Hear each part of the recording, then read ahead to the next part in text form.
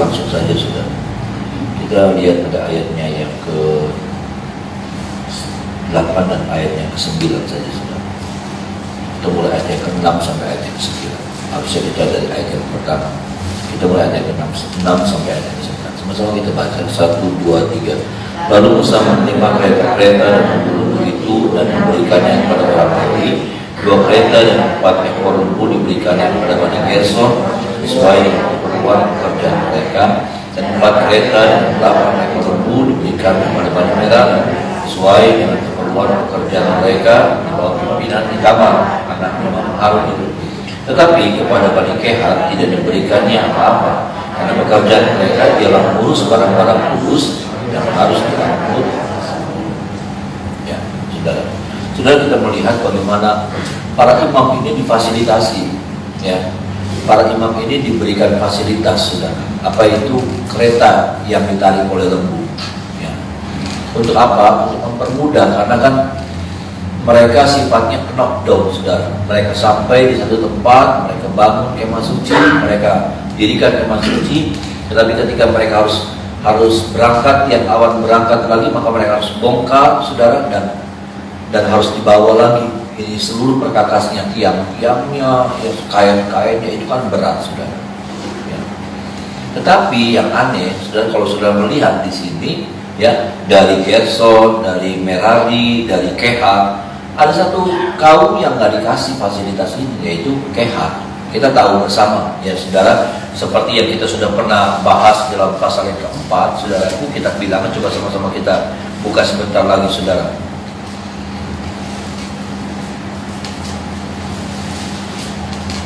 Bilangan pasal yang keempat, saudara, ayatnya yang ke-18, saudara. Mulai ayat yang ke-17 dan 18. Sama-sama kita baca ayat 17 dan 18, saudara. 1, 2, 3. Tuhan berfirman kepada Musa dan Harun, perhatikanlah supaya uang Kehat dan kaum-kaumnya jangan musnah binasa dari tengah-tengah. Ya, saudara. Saudara, yang kemarin kita sudah membahasnya, bagaimana Tuhan memberikan perhatian khusus kepada kaum ini. Tuhan memberikan apa ya, saudaraku, ya, perhatian yang lebih kepada suku ini, kepada kaum Puak ini, saudara. Ya, sampai Tuhan berpesan sama Musa, yang lain Tuhan nggak pernah berpesan, ya saudara. Kepada suku yang lain Tuhan tidak pernah nitip sesuatu kepada Musa, tetapi buat Kehat, saudara, Tuhan bilang jangan sampai terjadi sesuatu apa-apa yang buruk sama kaum ini, sama Puak ini. Ya. Jangan sampai terjadi sesuatu. Artinya Tuhan memberikan perhatian sekali. Tuhan memberikan apa ya, saudaraku, keutamaan buat kaum ini, saudara, Puak ini, saudara. Ya, siapa itu? Kehat. Ya, karena dikatakan mereka adalah orang-orang yang mengurus, bukan tenda-tenda bait Allah, bukan tiang-tiang bait Allah, saudara, bukan kayu-kayu di dalam bait Allah, tetapi yang mereka harus urus adalah perkakas-perkakas kudus bait Allah. Ya, dari mesbah dupa, dari mesbah korban bakaran, kaki dian, sampai pada tabut perjanjian, itu menjadi tanggung jawab mereka. Mereka yang urus, mereka yang harus bawa, nggak boleh ada orang lain. Tetapi dengan catatan seperti tadi kita lihat, bagi mereka tidak boleh difasilitasi. Semua barang-barang itu, bayangkan saudara, harus dipikul. Harus mereka pikul. Ketika yang lain orang bawa tiang-tiang bait Allah, mereka taruh itu di kereta lembu, ya sudah, yang ditarik sama lembu. Mudah, ya, tinggal mereka jagain, saudara. Ya, mereka berjalan di sampingnya sambil jagain, kalau sampai bagaimana dibenerin lagi. Tapi buat Kehat, saudara, mengerikan sebetulnya. Bayangkan kalau perjalanan itu belasan jam, tiang awan itu nggak berhenti, saudara. 20 jam tiang awan itu nggak berhenti. 20 jam itu juga mereka harus bawa. Lo bisa nangkep nggak, saudara? Dan itu berat, saudara. Dan itu berat, itu kan seperti apa namanya, tabut perjanjian itu peti kayu, ya saudara, dilapis sama emas, di atasnya ada emas murni, itu berat.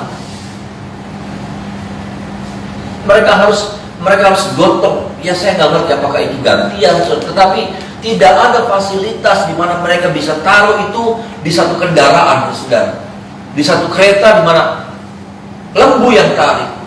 Makanya siapa tuh saudaraku ya? Yang bawa keret, bawa itu apa namanya kemudian mati. Siapa saudara? Musa. Hah? Musa ya? Yang itu mau ditarik pakai kereta lembu, mau jatuh. Bukan karena megangnya, karena sudah salahnya dengan caranya yang sudah salah. Tuhan sudah marah duluan. Kenapa? Harusnya itu nggak boleh ditaruh. Mereka pakai caranya orang Filistin. Orang Filistin waktu mengembalikan tabut perjanjian itu, saudaraku, yang di perbatasan kota, saudara, mereka pakai lembu. Nah, ini orang Israel juga sama, saudara. Mereka pakai lembu waktu zamannya Daud. Mati. Udah aturannya seperti itu. Bahwa perkakas baik-baik Allah, saudaraku, perabotannya tidak boleh. Kalau kain boleh, kalau tiang boleh, kalau kayu-kayu boleh.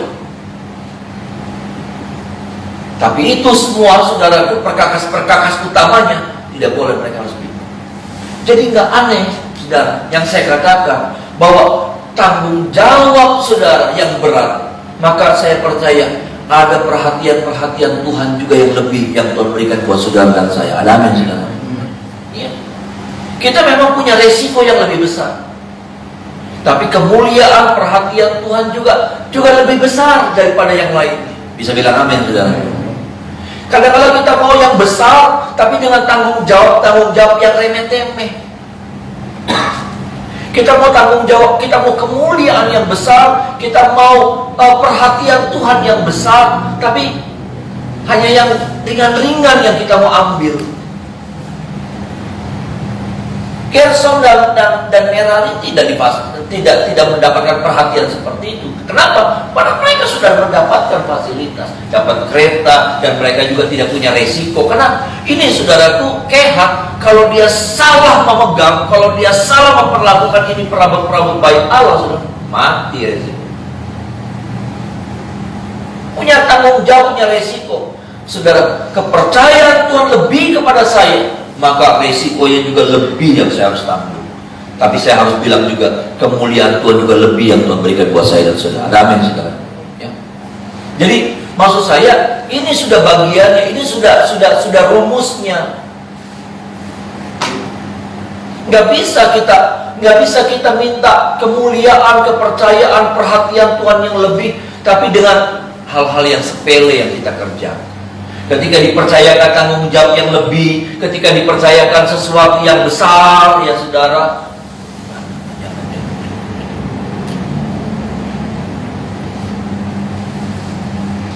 ini saudara, ya, hal yang seperti ini harus menjadi perhatian saya dan saudara. Supaya apa? Supaya apa ya, saudaraku? Kita juga bisa secara adil melihat ketentuan-ketentuan Tuhan. Jadi saudara nggak bisa cemburu kalau apa? Kalau saudara melihat seseorang, ya, jangan lihat berkatnya yang Tuhan berikan, tetapi yang saya mau bilang, lihat tanggung jawab apa yang Tuhan berikan kepada orang tersebut. Bisa bilang amin, saudara?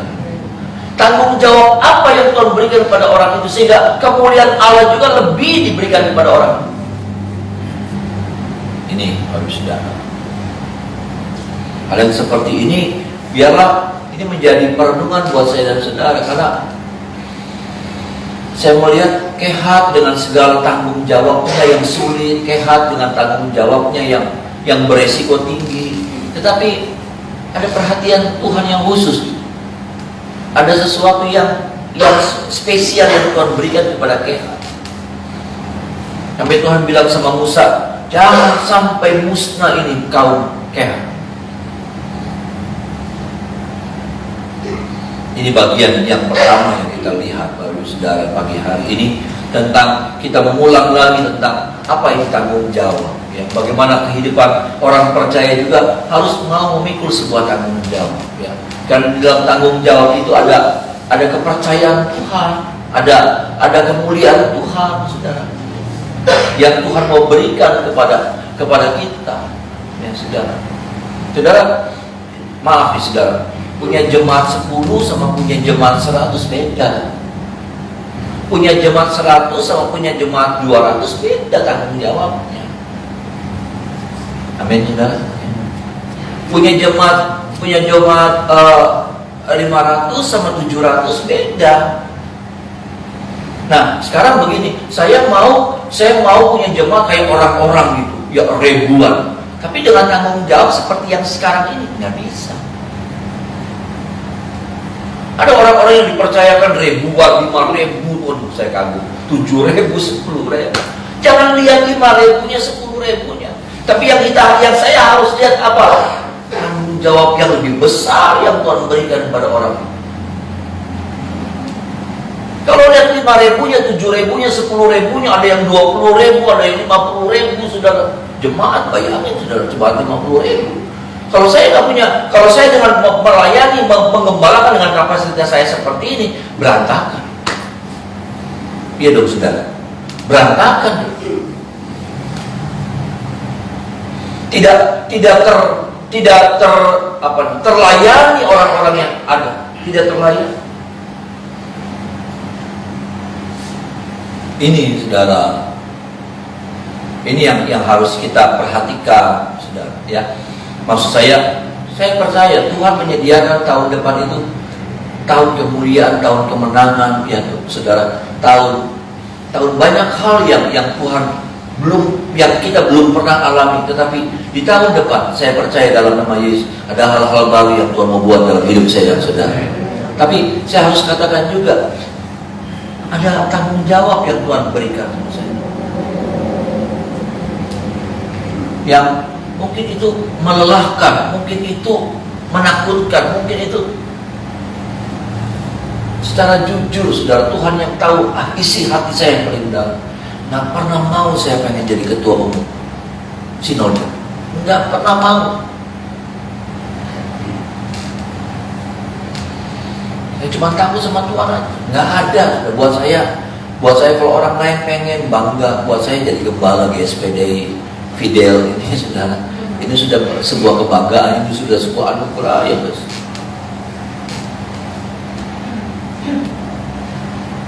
Karena kalau saya melihat sebuah jabatan, itu saya bukan melihat kemuliaannya, itu yang saya belajar.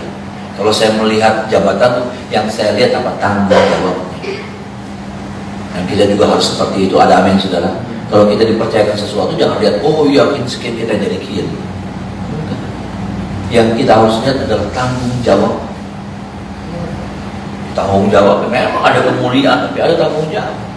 Memang ada mahkota, tapi ada kerja keras yang harus kita buat, yang saya harus.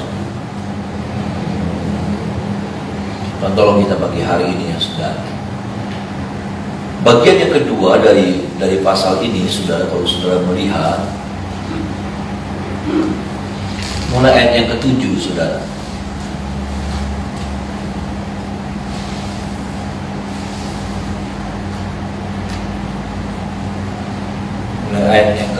Mulai ayat yang ke-84 maksud saya. Mulai ayat 84 sampai 87. Sama-sama kita baca ayat 84 sampai 87. 1, 2, 3. Itulah persembahan pentabisan mezbah pada hari mezbah itu diurapi dari pihak para pemimpin Israel, yaitu 12 pinggan perak, 12 bokor penyiraman dari perak, 12 cawan emas, beratnya tiap-tiap pinggan adalah 130 sikal perak, dan beratnya tiap-tiap bokor penyiraman adalah 70 sikal. Segala perak perkakas itu ada 2.400 sikal beratnya, ditimbang menurut sikal kudus. Selanjutnya 12 cawan emas berisi ukupan, tiap-tiap cawan 10 sikal beratnya, ditimbang bersikal kudus. Segala emas cawan itu ada 120 sikal berat. Dapat 7. Segala hewan untuk korban bakaran itu ialah 12 ekor lembu jantan, 12 ekor domba jantan, 12 ekor domba berumur setahun dengan korban sajiannya, juga 12 ekor kambing jantan untuk korban. Saudara, yang saya mau sampaikan begini, mereka itu dalam perjalanan ya, dari Mesir ke mana saudara? Tanah Kanaan, ya kan saudara? Tanah Kanaan sebetulnya bukan bicara sorga, sebetulnya ya, bicara tentang ya janji-janji Tuhan, berkah, kemenangan, saudara. Itu tanah Kanaan, sebetulnya seperti itu. Nanti gambaran sorganya itu Yerusalem, saudara. Nanti gambaran surganya itu bagaimana orang Israel datang ke orang Israel datang ke tanah Kanaan, tapi kemudian mereka nggak boleh berhenti sampai di situ. Mereka harus masuk di Yerusalem, ibadah di Yerusalem. Nah, itu bicara tentang gambaran surganya, ya saudara. Tapi tanah Kanaan sendiri bukan bicara surga, karena di situ masih banyak peperangan, di situ masih banyak ketidakbenaran. Surga suci kudus adanya, saudara. Tapi yang saya mau bilang, yang saya mau sampaikan adalah dalam perjalanan ini nih saudara, ya seperti saya, seperti saudara, kita juga sama dalam perjalanan terus menuju tanah Kanaan pada janji-janji Allah, berkat, perlindungan semuanya. Tanah Kanaan itulah gambarannya. Ya. Tetapi yang saya kagum saudara, di tengah-tengah mereka sibuk yang mengejar impian mereka, berjalan maju terus menuju tanah Kanaan. Tetapi yang saya kagum adalah bagaimana mereka juga mau disibukkan dengan urusan-urusan Tuhan. Itu mau disibukkan. Kenapa? Karena saya lihat ya saudara, pinggan yang tadi kita baca, ya, bokor, saudara tahu nggak itu? Itu kan nggak bisa dibeli.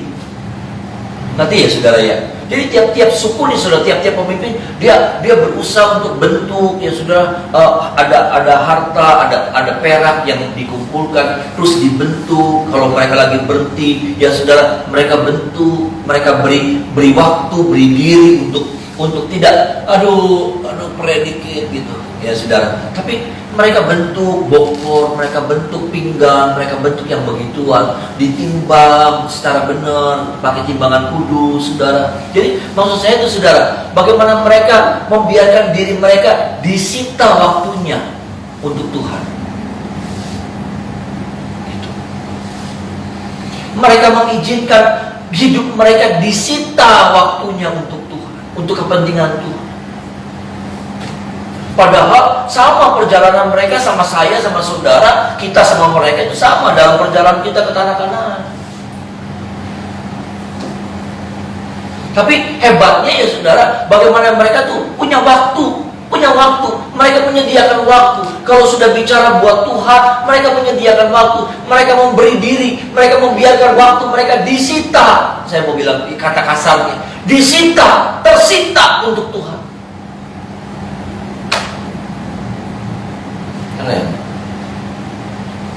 Waktu dimana mereka ya kan saudara, perjalanan ini seperti orang lagi kerja dagang, iya kan? Kalau dalam perjalanan ya saudara, mereka berjalan kayak kalau disamakannya seperti saya kerja, saudara kerja, dagang, bisnis ya saudara ya. Itu seperti itu. Nah, pas lagi berhentinya kan sama, itu lagi nyantai, lagi melepas lelah. Tapi hebatnya, waktu mereka harus memakai waktu itu untuk beristirahat, melemaskan otot-otot. Tapi ada waktu-waktu yang mereka berikan khususkan untuk membuat sesuatu yang untuk dipersembahkan buat Tuhan.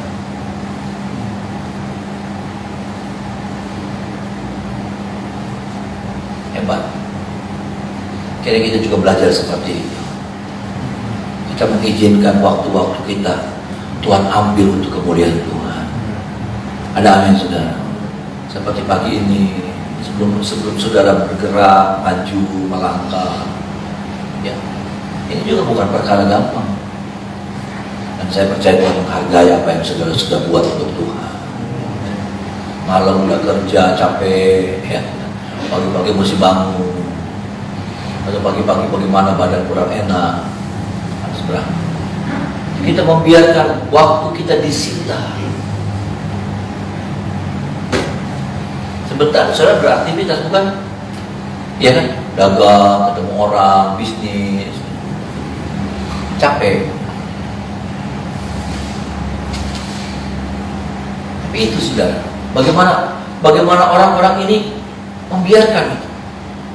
Waktu beristirahat, waktu untuk sama keluarga, ya saudara. Betul, quality time sekarang lagi model quality time, iya saudara. Tapi ada waktu yang kita harus biarkan Tuhan ambil sita itu dari waktu, karena waktu itu sesungguhnya dari Tuhan. Ada amin saudara? Amin. Waktu itu dari Tuhan. Waktu itu tuh dari Tuhan. Tuhan yang mempunyai waktu. Dan Tuhan yang memberikan waktu itu buat saya dan saudara. Sampai hari ini saya ada, itu karena Tuhan, waktu itu masih diberikan Tuhan kepada saya.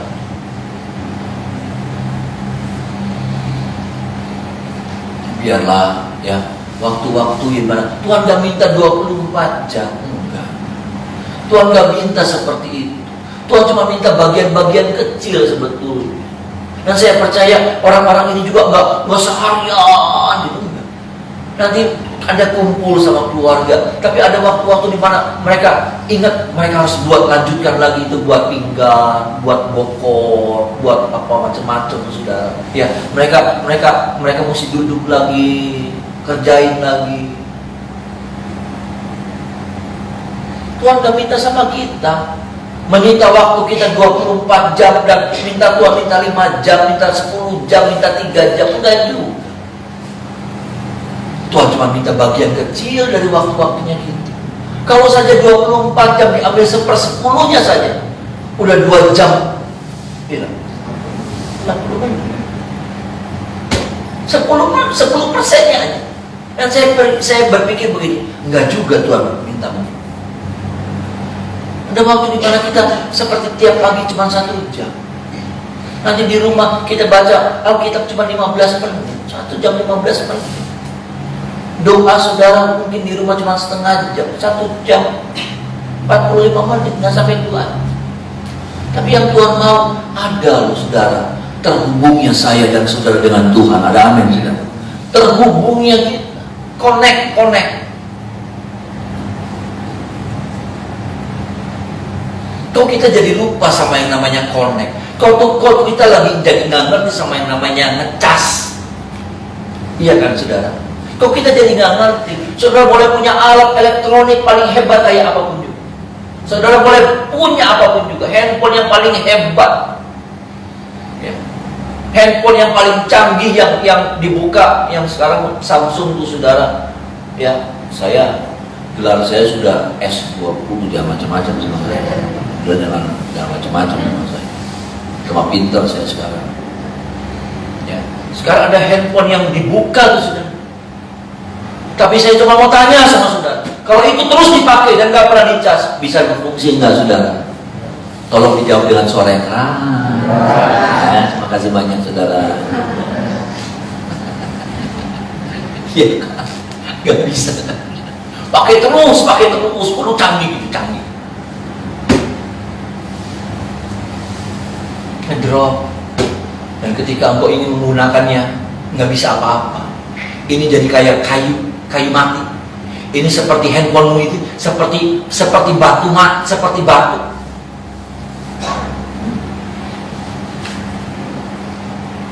Iyalah. Kok kita ngerti tentang elektronik, tapi kehidupan kita yang sama sebetulnya. Hukumnya sama, rumusnya sama. Bagaimana kehidupan kita? Yohanes pasal 15 bilang bahwa kita harus terhubung sama pokok anggur. Kalau enggak, kita nggak bisa berbuat apa-apa. Ada amin saudara? Di luar aku kamu tidak bisa berbuat apa-apa. Sama handphone juga. Kalau dia nggak pernah nyolok itu.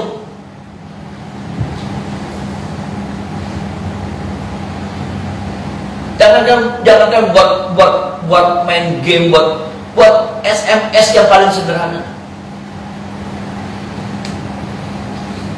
Bisa sih buat ngaca. Buat ngaca sih masih bisa. Buat selfie ya. Tolong kita ya saudara. Ya. Oh ya, ini nih saudara, membiarkan waktu kita tersita buat Tuhan.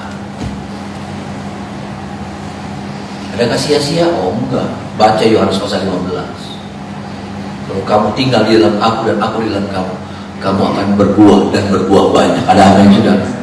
Aduh, siapa yang mau berbuah? Alkitab bilang sama kita, bukan cuma berbuah, tetapi ada sebuah kepastian di atas berbuah. Apa itu? Berbuah banyak. Amin saudara. Dan apa? Berbuah tetap. Enggak cuma tahun ini berbuah, besok dicari nggak ada. Yuk saudara, Janji Tuhan ya dan amin buat saya dan saudara. Bahwa hari-hari ke depan kita akan mengeluarkan buah yang banyak dan buah yang tetap. Asalkan kita terus menempel, membiarkan waktu kita tersita untuk Tuhan.